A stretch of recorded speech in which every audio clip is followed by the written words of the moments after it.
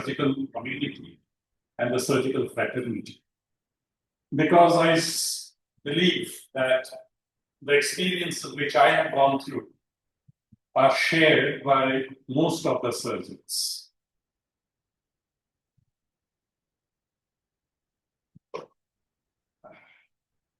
Can I have the next slide, please? Achha, this is working. Okay.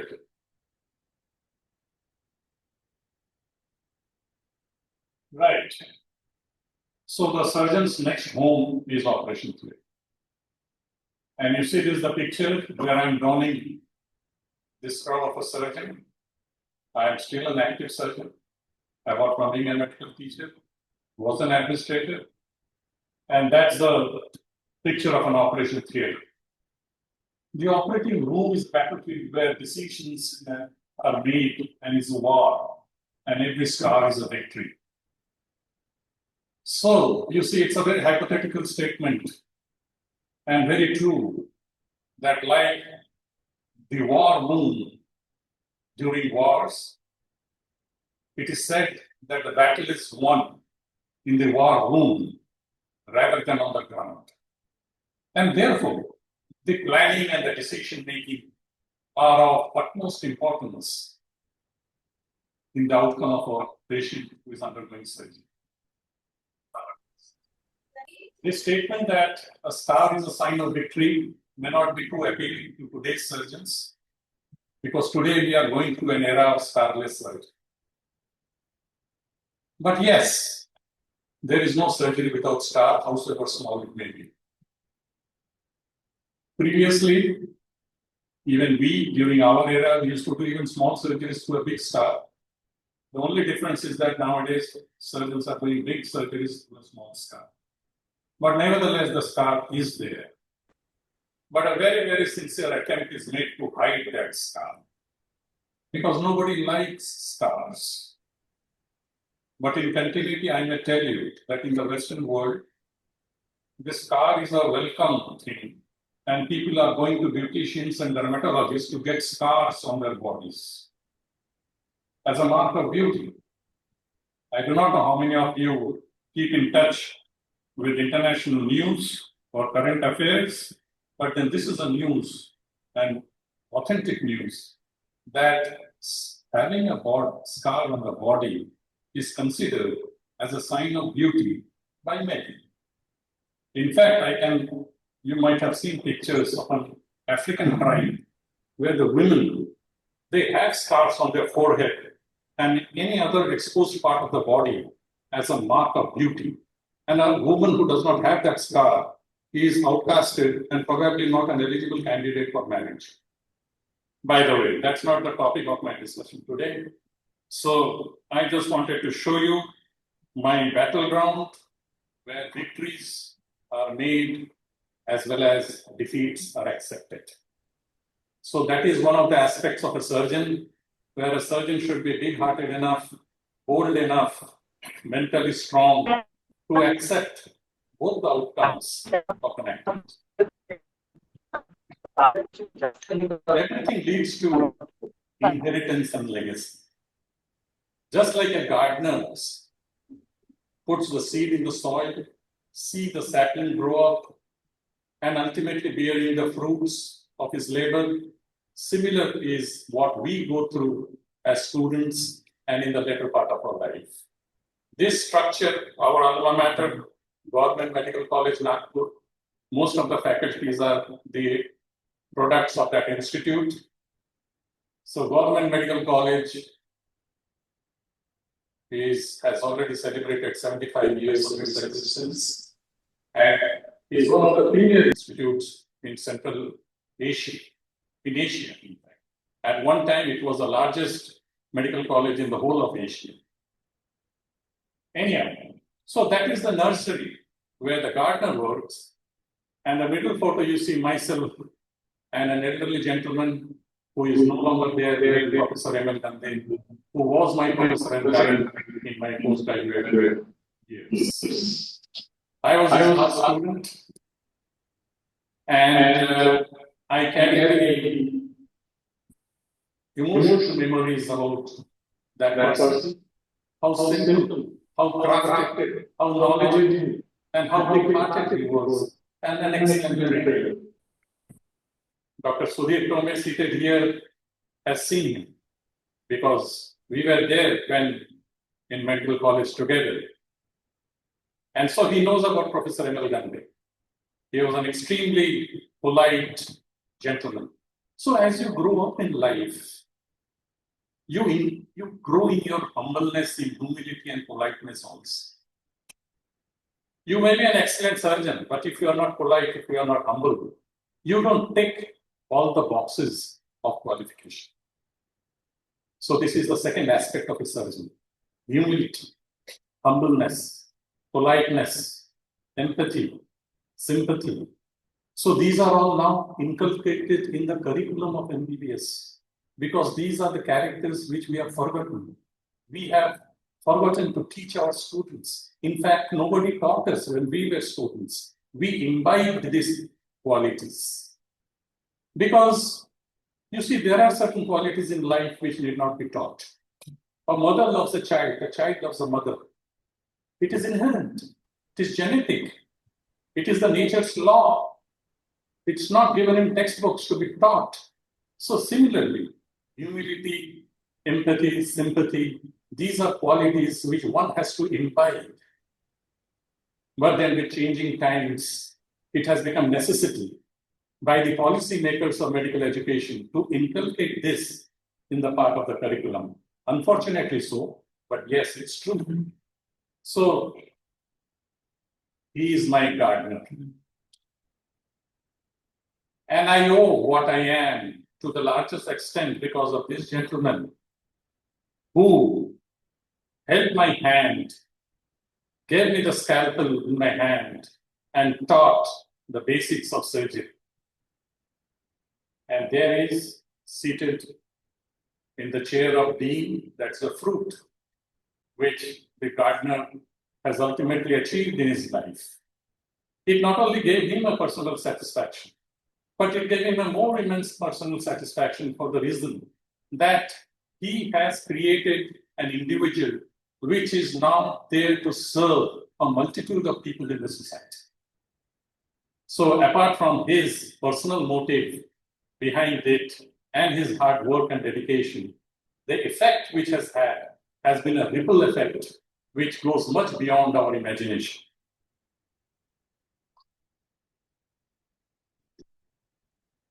Now, because it's a topic which is restricted to surgery, I presume, I do not know if you students are undergraduate or postgraduate, UT, interns, any. So though you have not chosen your line of specialty, but I am sure most of you have heard of these names. So our country has a strong legacy of giving certain things to the world in the field of surgery. And topping the list is Acharya Shushruta, who is considered as a universal father of surgery. It is accepted worldwide. Who can forget Ambroise Paré, 16th century French surgeon, who emphasized pain management and introduced the concept of pain management during surgery? There was an era when surgery was most brutal, barbaric, horrible. Patients may have survived the surgical procedure, but used to die of pain. And the technique of safe surgery. John Hunter, the father of modern scientific surgery.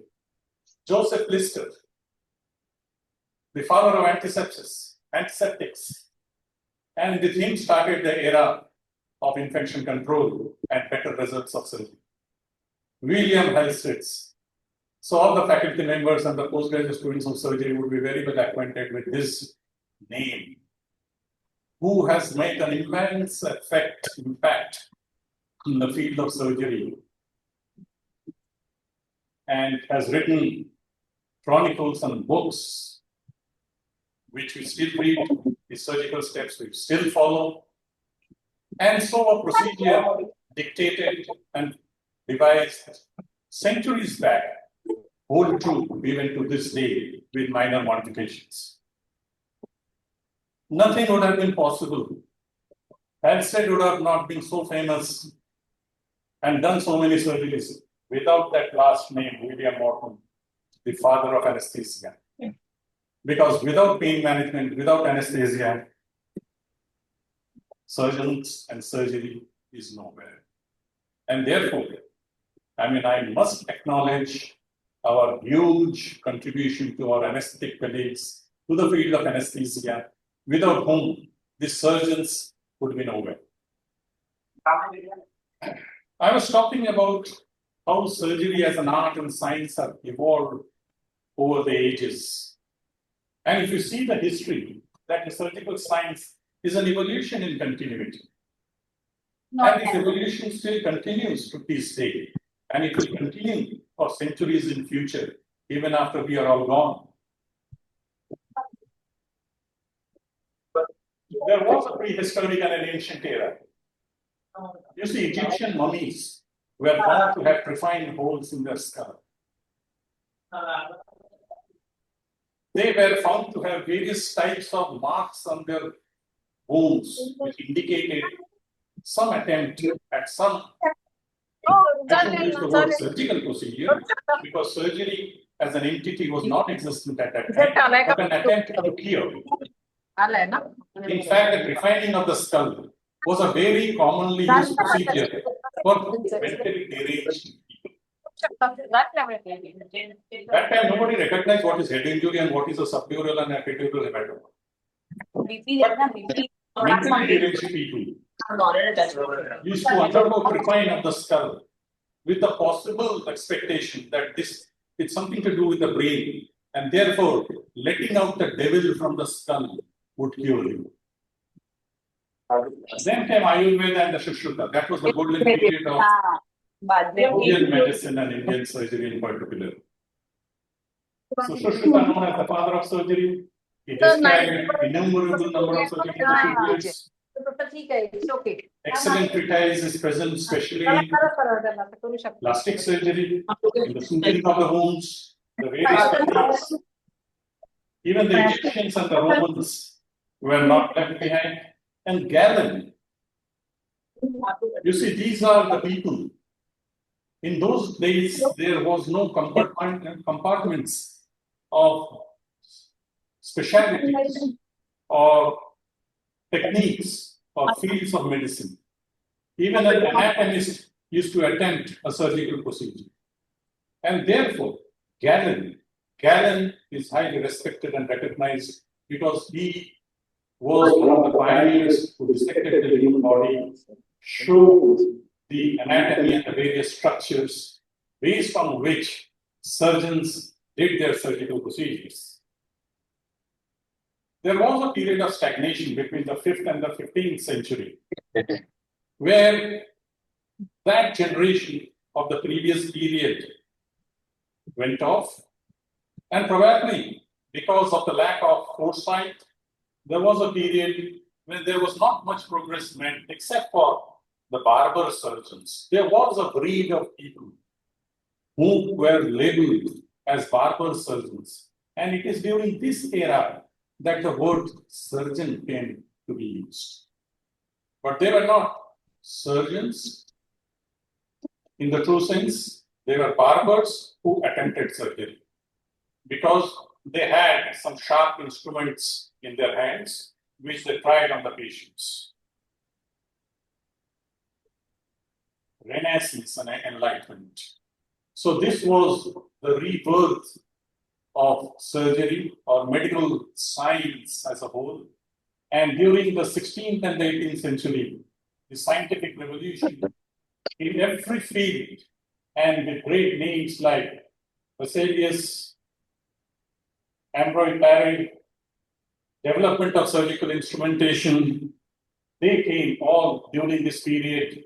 It was Ambroise Paré who, there were most of the surgeries were done on the war field, on the battlegrounds. Because battle injuries was the most commonest type of injury or a situation where it needed a surgical intervention. मैं क्या And करूँ? remember span who first pen room कौन सी है? picture मैंने उसको बोला था by कि getting an artery करो, to achieve hemostasis. सर वो एंट्री करती है। तो नहीं किया और फिर Then अभी came the modern era, the scientific era of surgery. हाँ, तो वही करना है। As अभी I said, मेरी बात तो that हो, अगर उनको कुछ पूछना है certain अभी fields पूछना था have added तो ठीक है, to वो the इधर development and establishment of surgery as a science and as a skill. And one of the biggest attributes is anesthesia. Then came antisepsis and asepsis. Blood transfusions. The concept of intensive care, professionalism in surgery, training of a surgeon, formalization of curriculum. So all these came during that 19th century. And the names which I have just taken, they are all not only great people, not only great innovators, scientists, but they were great teachers. They were heads of institutes and departments in very famous hospitals, which exist even today. Yeah. And that was the golden period. It's not moving.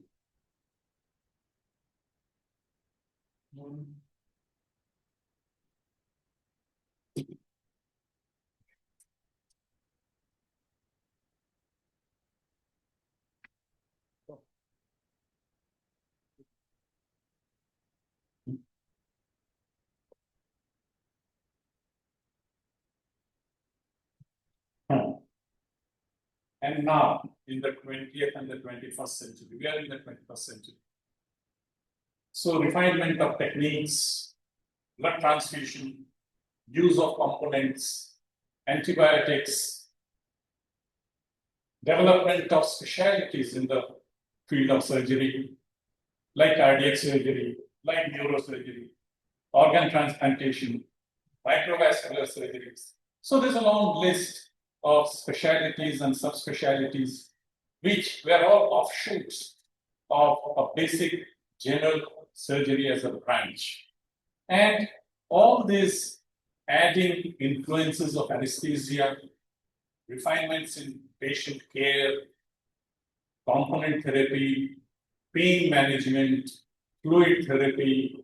So development of radiology as a branch which assisted or helped in detection of disease and their treatment, all imaging techniques, pathological and microbiological backups.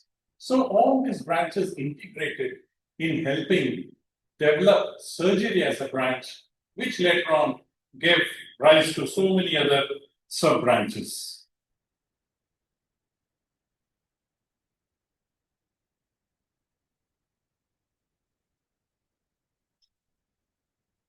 Now, many times, last month, there was in my institute, what they call chat box.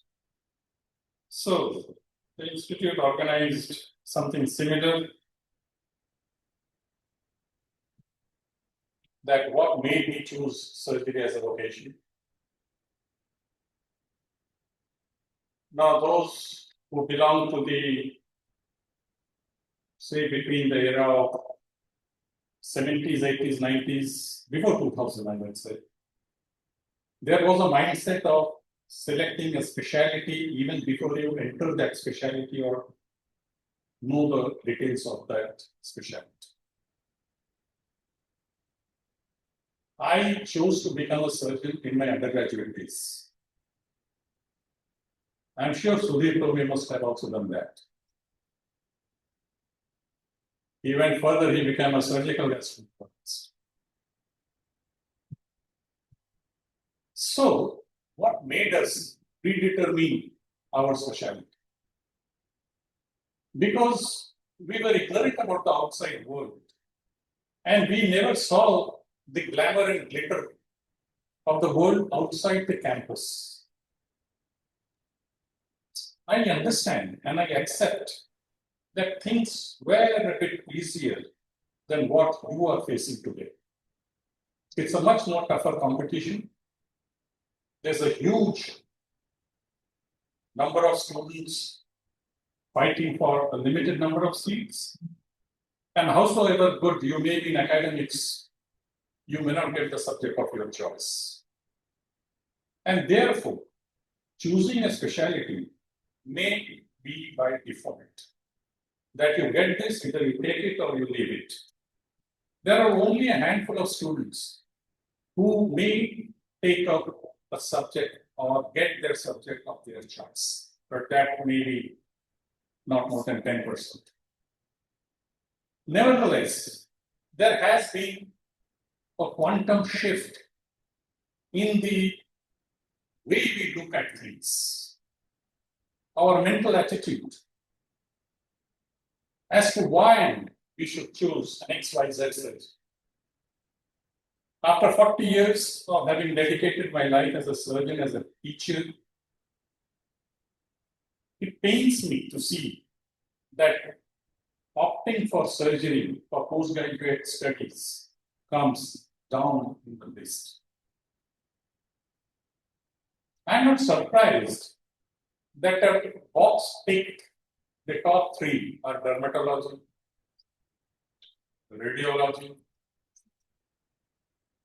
and so many such white-collar postgraduate courses. I call them white-collar. It's a general duty hours, 10 to 5. White-collar duties. The focus is how many hours in a day I would get to spend with my wife and children. Will I get my weekends free to spend in my farmhouse? Will I be able to go for a vacation abroad? So there has been a shift of priorities, and which has dictated the choice of specialty. So the dreams, the challenges, the adrenaline which produce a surgeon, or maybe also in the field of medicine, or any clinical subject, no longer exists. We don't want to wake up at midnight and go to the theater to perform a laparotomy. You may be forced to do so, but it's not to our liking. But the essence of this, we forget in the process that you're coming to the theater in the midnight or in odd hours or on a Sunday or a public holiday has saved their lives. So in an attempt to achieve something, we forget that we are losing something. So this is very philosophical, this is not hypothetical, it is very practical, but it's an extremely important food for thought, which should be discussed for generations to come. Yeah, this is 21st century. We are living in this era. I will come to it a bit later.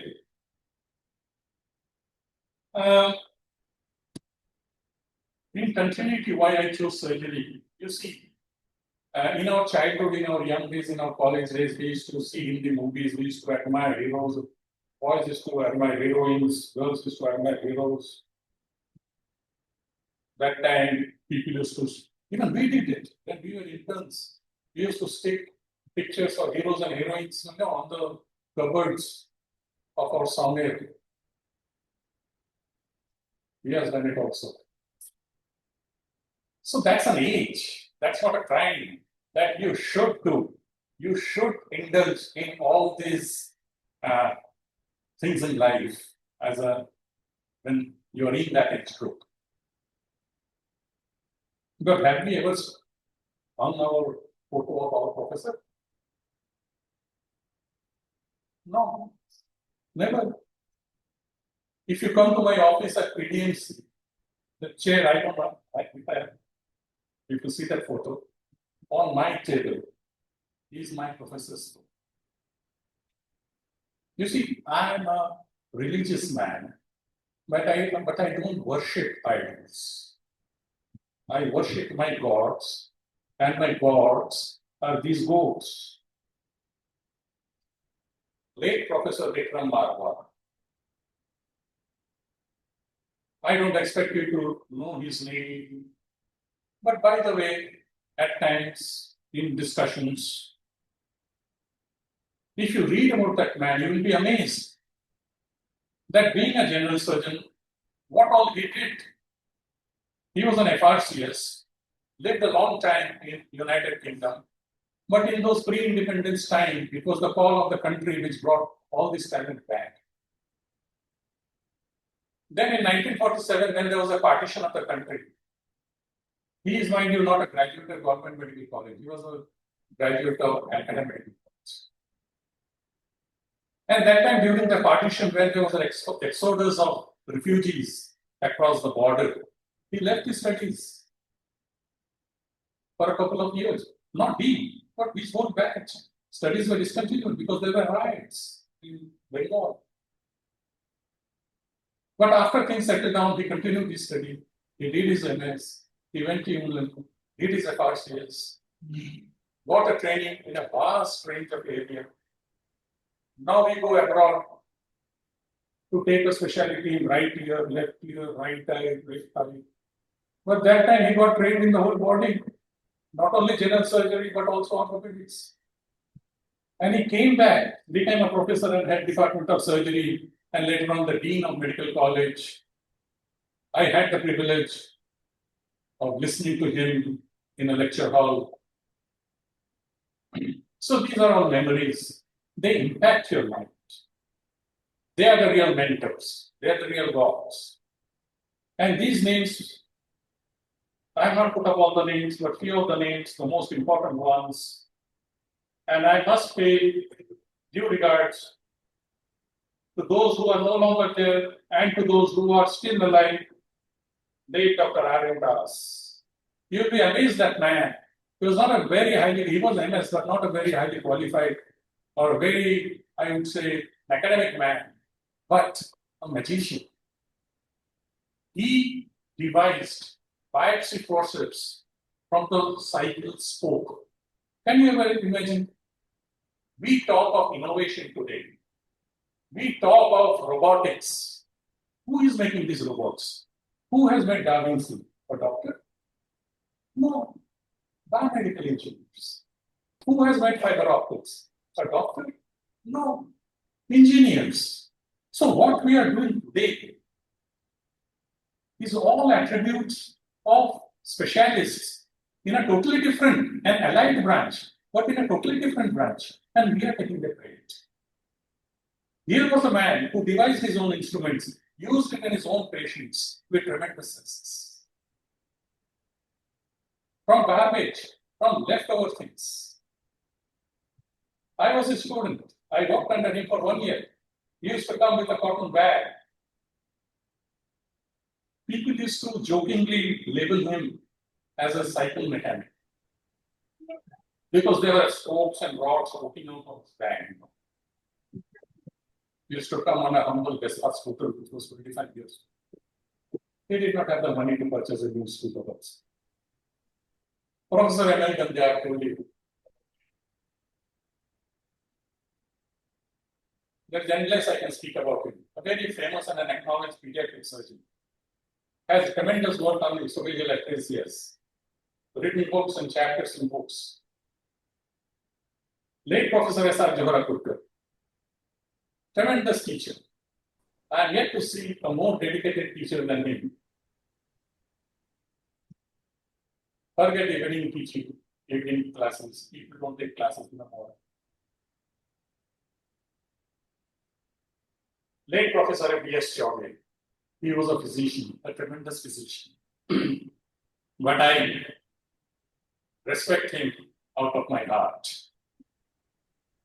I have learned certain things in medicine which has helped me a lot in surgery. And it is because of him that though I became a surgeon, I have a love for this subject. Every new edition of Davidson, I have to buy. In preparing a surgery on lecture, I read that chapter from medicine also. To put more insight to the topic. Professor N.K. You all must have heard at least this name. A legend of a person. A tremendous trainer. I am yet to see a trainer as skillful, as astute, visionary as Dr. N.K. I have worked the longest with him, full 8 years, with envy to many of my contemporaries, that why Dr. N.K. has not shifted Dasgupta from his unit. It's all give and take. So till my last day, till I was transferred to Needle Sangli in the year 1989, he never shifted me from his unit. And you know what is the hallmark of a good surgeon? Not the one who does good surgeries, big surgeries, but the one who can repair the complications created by his duty. I remember Dr. N.K. that time OT used to start sharp at 8 o'clock. The incision used to start at by 8:50. He used to always do the first surgery. And he was a very glamorous man, a very outspoken person. After completion of the first surgery, he used to simply throw away the gloves in the dustbin and said, Dasgupta, complete the list. I am in my office. He never turned back to see whether what Dasgupta is doing, whether the list is complete, what have been the problems. Because he had the confidence in Dasgupta that if there is a problem, he will certainly solve it. And the very fact that I never called him meant that everything has gone on. So that's the rapport between a teacher and a student. And how did he develop this? It's not that I greased his palms. It was by work. It was by the attitude. It was by the approach. So you gain each other's confidence by work. And lastly, Professor G.K. Dubey, another great physician, Professor G.K. Dubey. We have spent a lot of time together, and it's very nostalgic to take all these names. Now, till now, I spoke about surgeon, and today the main topic is the life of a surgeon, the outlook of a surgeon. But after all, a surgeon is a human being. And you see, a surgeon is a father, a grandfather. A surgeon is a husband to some lady. A surgeon is an administrator, as a dean, surrounded by his contemporaries and colleagues. A surgeon is a teacher, conducting bedside clinic, a vanishing art. A surgeon in the theater with his anesthetic colleagues. That black and white photo, I don't know, maybe will give it next faces. There is Dr. Padole there standing beside me, Mathur, who is in New Delhi. And a surgeon is a mentor. You see, these are first MBBS students. They were conducting public awareness program for showing various organs of the body. And I happened to engage them in a discussion. And that all the surgeons would recognize that a surgeon, I talk of humility and respect. This is the respect I show to my brother-in-law, late Dr. Indrajit Mitra, who is the winner of the maximum number of gold medals in the history of Government Medical College and then Nagpur University. The record still holds. He was double FRCS, silver medalist from Edinburgh and London. But unfortunately, his life was cut short. He was one of the pioneers of spinal surgery and hip replacement surgery at a time when these surgeries were non-existent in Central India. And he was a great mentor for me and inspiration. And maybe you say one of the factors will let me take surgery as a patient. And in his memory, this is the 27th year I am conducting an all Maharashtra Intermedical College Surgical Quiz Contest. If anybody of you have heard or attended.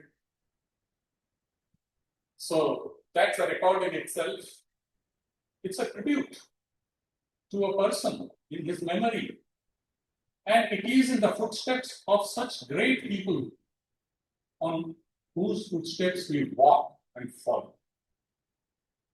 So it is your work and dedication and service to the society where you leave behind your footprints, not on the seashore of sand which get washed away by the next wave, but in a place where your footprints will remain and remembered forever.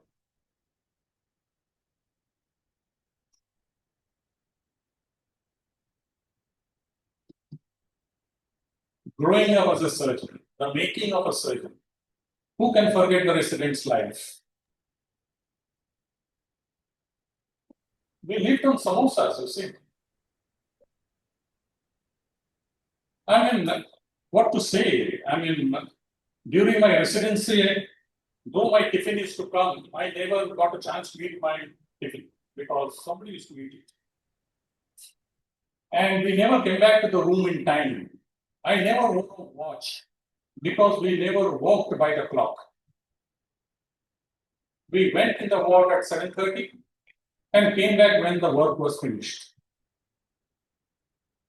So no complaints to human rights, no complaint by parents that my son and daughter are being mentally and physically tortured, they are unable to sleep or eat or even take a bath.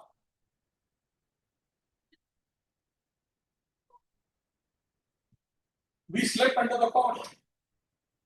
Because I was a registrar, my other two friends did not get registrarship, they did not have a place to sleep. So 4 people used to sleep in the one room of 8 by 8, and the one who came first in the room used to sleep on the cot. The second used to sleep under the cot, and the third used to sleep outside on the floor beside the bed. So we never kept track of days and dates. Today is Monday, Sunday, which day. But we enjoyed both the carrot and the stick. We got appreciation from our seniors, from our professors. And we used to get, I got a staring eye from Professor Emal Gandhi. That was good enough. No abuses, no scolding. If my professor used to stare at me, I knew that he is immensely displeased with me.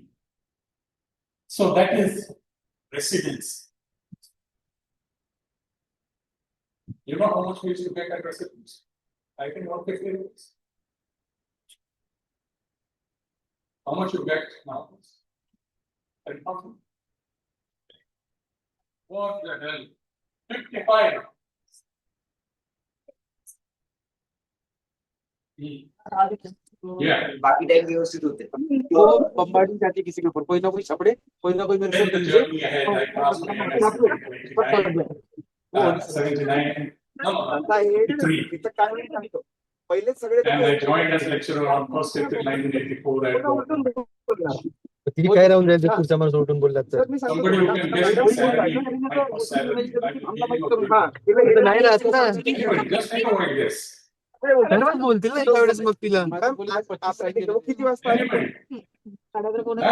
आली 2 वाजता जाते ते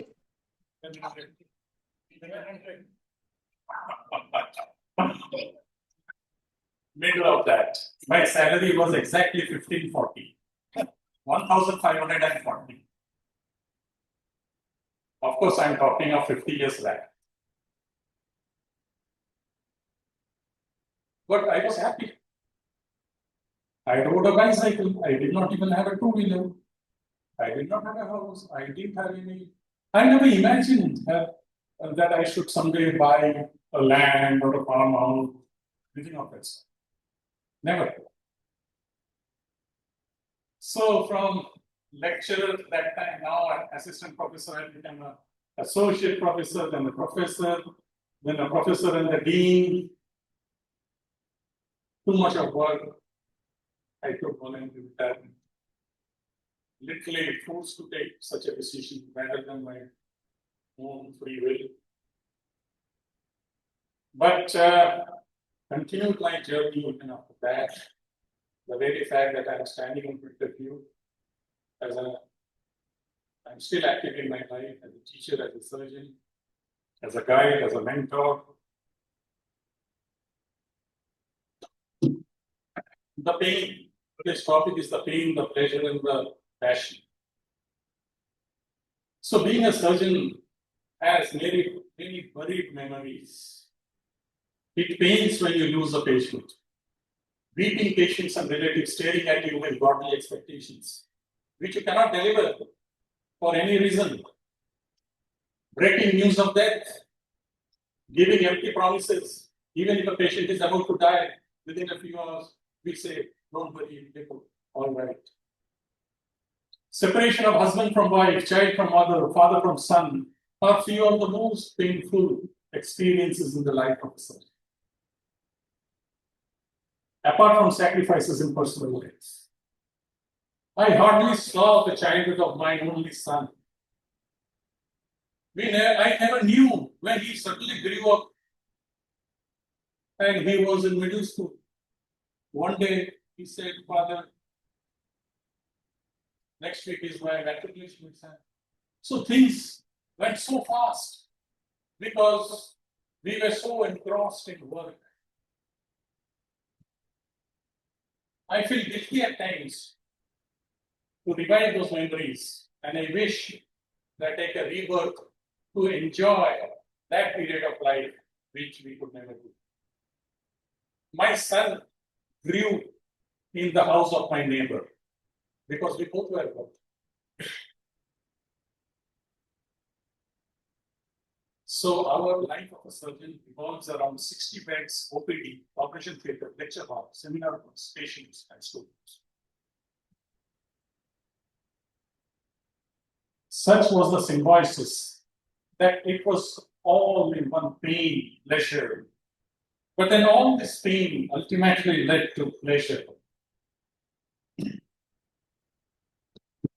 How can I not have a pleasure when, as a young lecturer, I gave open cardiac massage on the bed in a casualty in a collapsed patient who could not be revived by any other. And the patient survived.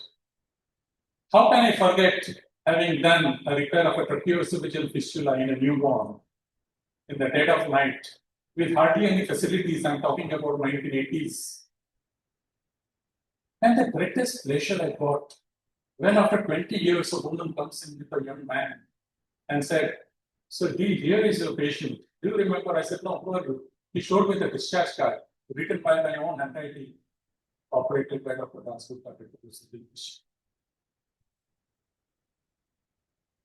How can I forget a woman beggar with a 15 kg giant plexiform neurofibroma on the back?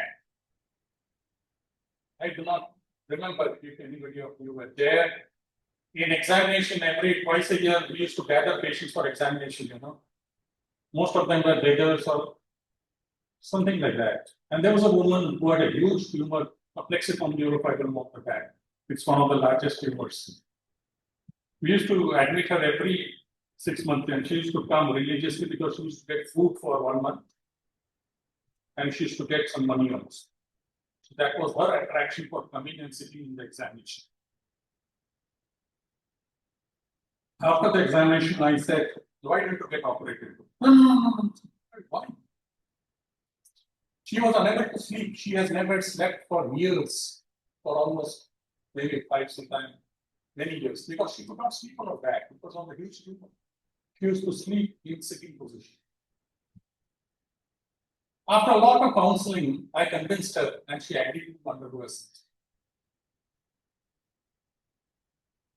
We arranged n number of bottles of blood, posted her for surgery. The night before, my resident tells me, sir, the patient has disappeared. I immediately informed the police. I was anticipating this thing. I immediately informed the police. The police came, the security came, and she was found loitering just outside the gate surrounded by a few criminals, gangsters. It was a part of a racket.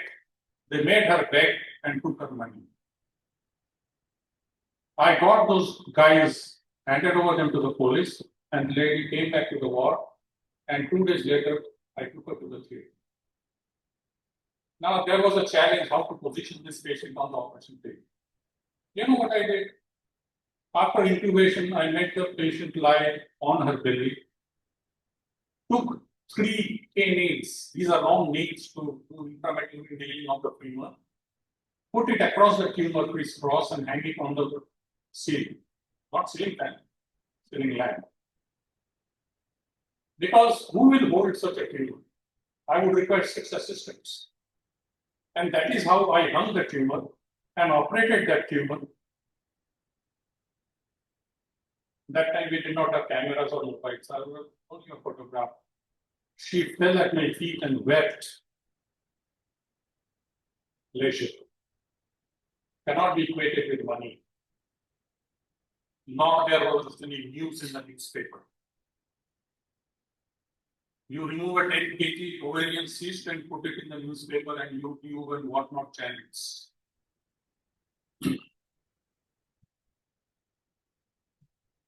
I have saved the limb with impending gangrene from a femoral artery. The Fogarty catheter was not available. I removed the embolus by a pediatric Foley catheter and saved the limb of that patient.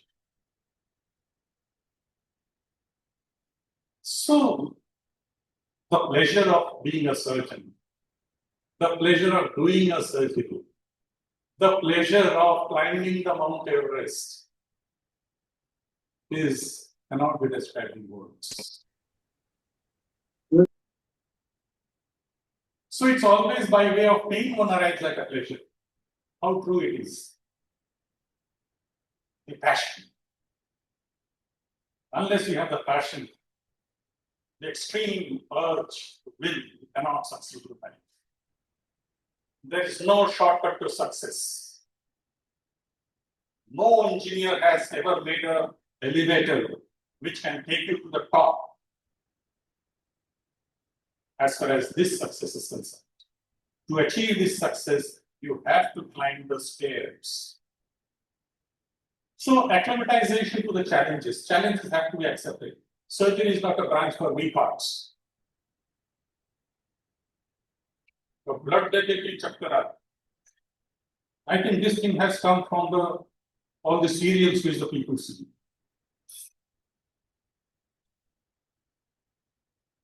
The happiness of a patient is successful recovery, joy of perfection.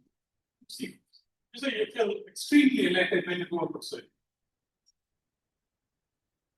I am sure Sudhir must be enjoying this very frequently, isn't it? The blessings of patients and relatives and a host of other persons. The admiration and appreciation of the peers, very important. Encouragement. The respect and acknowledgement of colleagues and contemporaries, very important. Because leg pulling is also rampant. So you have to overcome all these hurdles in order to sustain yourself. Recognition by your students. Again, a bit disheartening that students don't recognize their teachers in the halls or in the mall or wherever outside the campus they meet. Not only recognize, but acknowledge. Once we were going to USA to visit my son in Mumbai airport, I found a lady shouting, "Sir, sir, sir, sir." I turned back, I said, "By Mumbai airport, we went to Sir Pampali, must be this." So I turned back, I saw a middle-aged lady with a bag in one hand and a child in another hand. I said, "Yes, I didn't recognize you, but you must be my student." "Yes, sir." She introduced herself. I'm forgetting the name. Now she's a famous interventional cardiologist in New York. And what she said, "Sir, I remember you taught us peripheral vascular disease in bed number 16 in ward number 7. My God! Can you not compare it with a gold medal, which I can hang on around my neck? Certainly, yes. So these are the pleasures of being a surgeon, being a teacher, being a person. I am not pumping my chest. I did my duties to the best of my abilities, and I confess that I could have done much more. So, year 2050, we are in 25. 25 years from now, probably one of my students will focus a slide with my name in the list of quotes.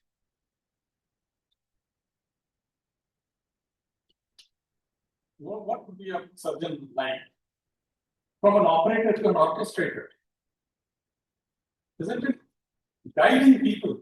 You do this, you do that, you stand up, you sit down, you lie down. From a technician to a precision planner. Surgeons of the past, surgeons of today are still technicians. They do a lot of work with their own hands. They are skillful. From instructor to global mentor, the world is getting smaller and smaller. You teach students. Today only I was telling you. While in USA, I conducted seminar of my postgraduate students on Zoom platform. So even on being on vacation, I did that. From leader to ethical leader, from innovator to system designer. You see, innovator does not mean, you make high-fi things. Dr. Arvind Das made a biopsy person from the smoke of a bicycle. He was an innovator. So are many other people.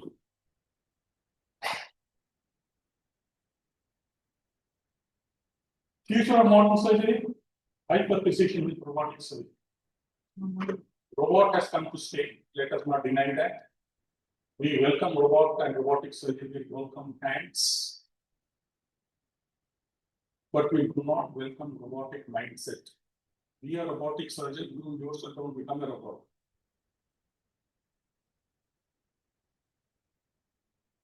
So robotic system like lab CA involve more impact. So now huge machines, it's an era of miniaturization.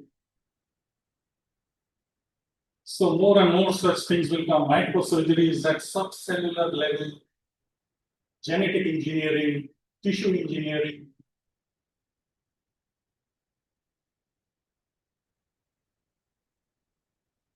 You see, there was a Hollywood movie. I don't know if you have seen or heard. If you get an opportunity to see it, Honey, I Shrunk the Kids. So, it's an imaginary movie, but the kids were shrunken to the size of ants, or even smaller than that. And there they are shown that an RBC going to the heart chamber. Oh my God, there's a gush of blood across the mitral valve. Oh my God, this is so small space. So the adventure of a red blood cell in the arteries and the veins. I tell you, I do not know when, 25, 50 years from now, there will be caterpillars and insects left into the abdomen of the patient, of the chest of the abdomen, which will go on. They will be microchipped and perform surgery.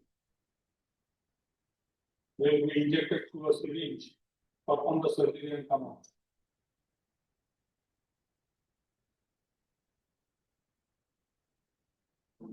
Artificial intelligence, predictive analysis. This has already come to the scene. Every day we are hearing new news and newer things about it. Telesurgery and global collaboration. It is already well established. We are having teleconferencing from here to California, in every corner of the world. Robotic surgery has been performed transatlantic. This is an example. What is the future? Surgeons in one country operating on patients in another country. Already done. This is an old news, as old as maybe almost 10 years. real-time global expert collaboration, personalized and regenerative surgery. This is a new thing. Every patient may be having the same disease. Every disease is different in different patients because of the genetic makeup, and therefore every treatment is not applicable for the same disease in every. This is called as personalized medicine. So increasing use of genomes, 3D bioprinting and stem cells. Still not standardized in research, but has come in clinical practice. Stem cell therapy in diseases like Parkinson's, in tissue regeneration, it has already come. Tailor-made organs and tissue printing. A few years back, Dr. Dua from USA had come and given a lecture. He had made a new esophagus or a trachea, esophagus, and implanted in a patient who had a tissue loss or a stitch response. That whole esophagus was made in the laboratory. It's not an organ transplant. So that is the level where people have gone. And very soon we will be able to see artificial blood, artificial components. People are doing extensive research work in that area. Augmented and virtual reality and training practice. Teaching. The art of teaching, a vanishing thing, has to be restored. And it is the responsibility of every teacher, young and old, students who will become teachers in future, that the knowledge has to be passed on from generation to generation. And this is a huge responsibility which each of us bear. Future vision surgeons practicing complex surgery, smaller incisions, bigger impact, nanorobotics, endoluminal surgeries. There will come a day when you did not remove large malignant tumors. Nanoparticles, you must have read or seen, I do not know. Nanoparticles impregnated with radioactive material injected intravenously or put through an intravascular catheter selectively into a vessel, tumor feeding vessel, causes necrosis of the tumor. If not excellent, very good results have been shown in metastatic liver tumors, or primary liver tumors, in organ tumors. So people are still experimenting, but they are on the right track, and a day will come when surgeons will not use their knives any longer. So they will be called as nanosurgeons. Endoscopic snakes. Mother endoscope, daughter endoscope, now granddaughter endoscope has also come. So scope within a scope within a scope. There is hardly any part of the body which you cannot see or visualize. Now, who are devising this equipment? Paramedical engineers, not surgeons, not doctors. Remember that. Who is more innovative? Was Dr. Haridas more innovative, or you are more innovative?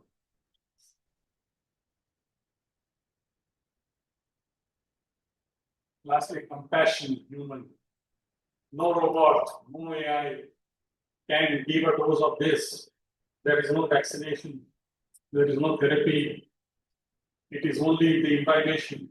You learn, you see, you watch, and you practice. So despite tech, empathy will remain central. Surgeons will be care architects, ethical leaders, ethical and philosophical shifts. One of the biggest challenges in future would be to draw a line between ethical and non-ethical. What is ethical? What is non-ethical? It would be an unending debate with arguments for or against. Who is accountable for AI-assisted surgery? Will machines outperform humans? Maybe. There has been a Hollywood movie. You see, Hollywood has made all movies of the future. I think the name of the movie is AI Robot, where the robots take over a factory. Will machines outcome humans and measured? Are we prepared for post-human enhancement surgeries? There will be no doctor in hospitals, robots. Doctor will be sitting behind a console in some room. You will never see his face. What you get to see is only the brain. This is the image of the future surgeon. The future surgeon, tech in hand, data in mind, compassion in heart. Expectedly, compassion in heart. The surgeon of 250 will not just cut to heal. They will think to prevent, lead to inspire, connect to care, smarter, faster, and more human than ever before. The journey continues. Thank you.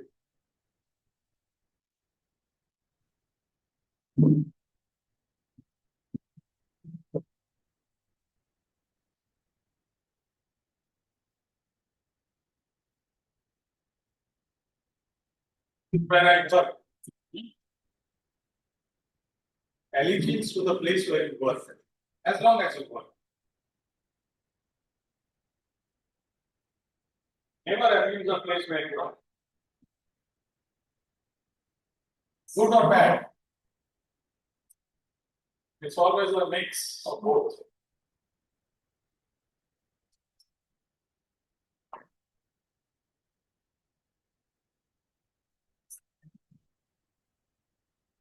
That was a very insightful and inspiring lecture, sir. Thank you again. I'd like to now call on Dr. Sunakar, sir, on podium to deliver his vote of thanks.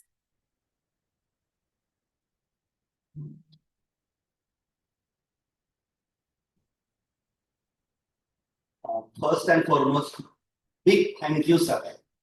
What can I say on it like that? It is both honor and privilege to stand before you today to express our gratitude on behalf of Department of Surgery, Datta Medical College, Jawaharlal Nehru Medical College. Sir, we are deeply indebted to our esteemed Dr. Dasgupta sir for delivering an inspiring, insightful, and intellectually enriching lecture. The wisdom you share today will definitely leave a lasting impact on our professional journey.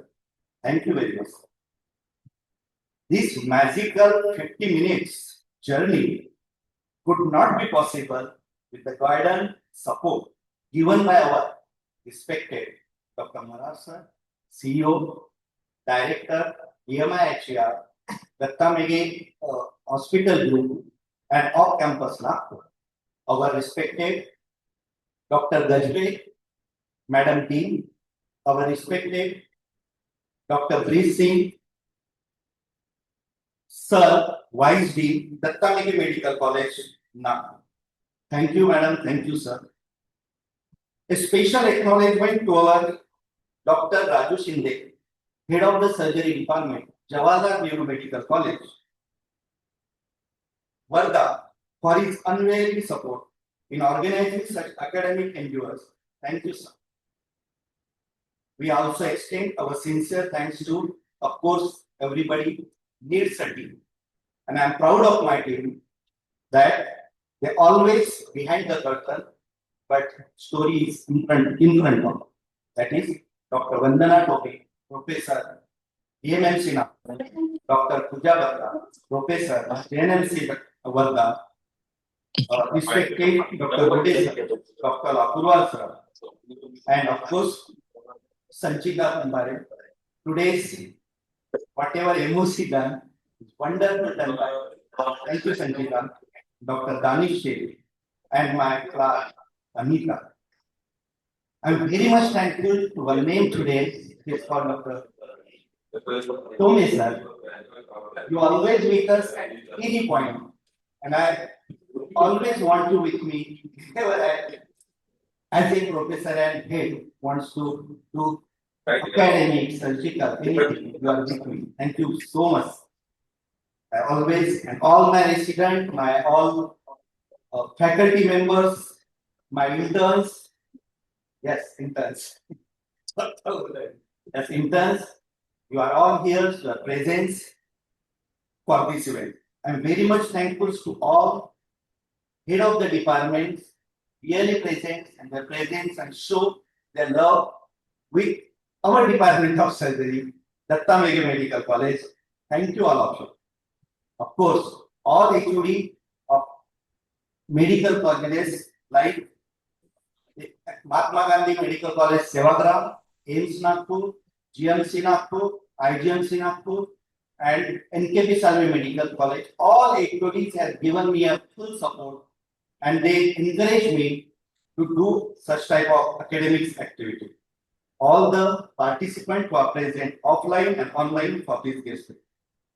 Special thanks to IT department for your knowledge, technical and finally, Dr. Dasgupta sir, we thank you once again for taking the time to share your expertise and vision with us. With this profound gratitude, I conclude this vote of thanks. Thank you all of you. Thank you so much. Take care of yourself.